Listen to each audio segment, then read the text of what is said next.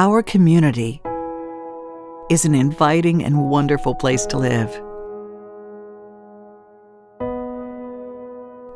At least for most of us. Is it a car? Or is it a home?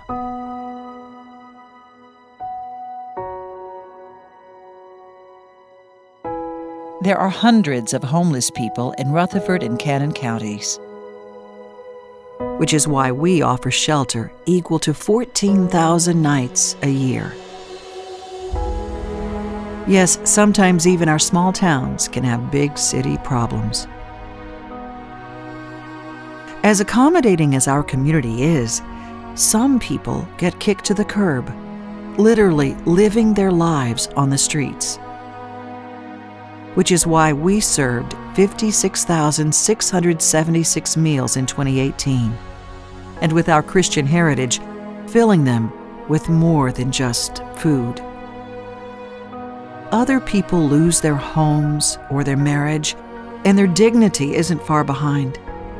So we also offer counseling as well as life skills classes, because picking up the pieces sometimes includes reassembling a person's self-image.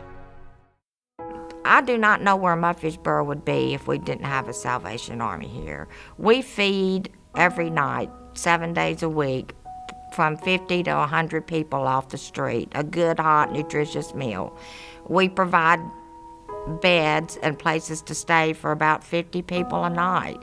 So if they did not have the Salvation Army, these people would be on the streets because there's really no other place for them.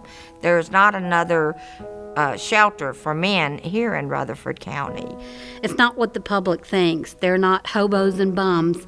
They're people who are down on their luck, and most of the community, whether they know it or not, are just about 2 paychecks from being where these people are. I'd been searching for a job for about 3 months and was unable to get any response for a job. And about in the 3-month time, I was starting to feel defeated and discouraged. So I went to my Heavenly Father in prayer, and I came back here to Salvation Army, and I had a message for me for a job opportunity in the field of what I do is being an auto mechanic. And I was hired at that job, and it just showed me how he's listening, and he cares, and he heard me, and he moved upon it, and it impacted me deeply. I actually have found a career since I've been staying here, a job that I wanted to hopefully retire from someday, something that I had been looking for a long time. Sometimes all somebody needs is somebody believing in them, because they forget to believe in themselves. I had a pretty good job, broke my knee.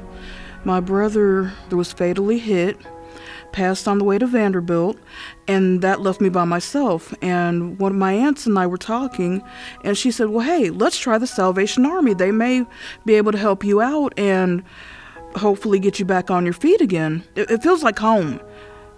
Staying here felt like home to me. There are people that care, and the Salvation Army has taught me that.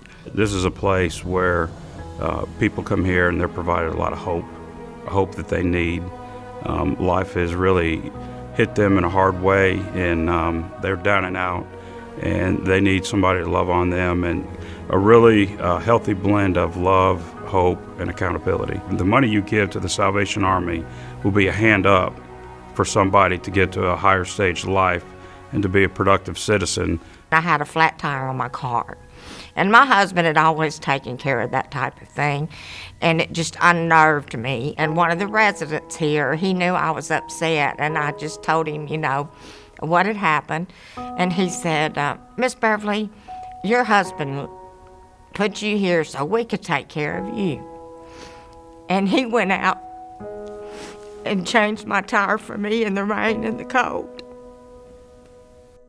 You see, there's an entire army of folks who are right here, lending a hand in the good fight for people who've lost hope. It's the Salvation Army, helping over 20,000 people last year alone. Why? Because we're an evangelical part of the church, all motivated by the love of God toward His creation. It's a sound way for you to reach out to those in need. So please reach out with some much-needed kindness, because the life you change will also change yours. Just listen. It's the sound of hope, and it's everywhere.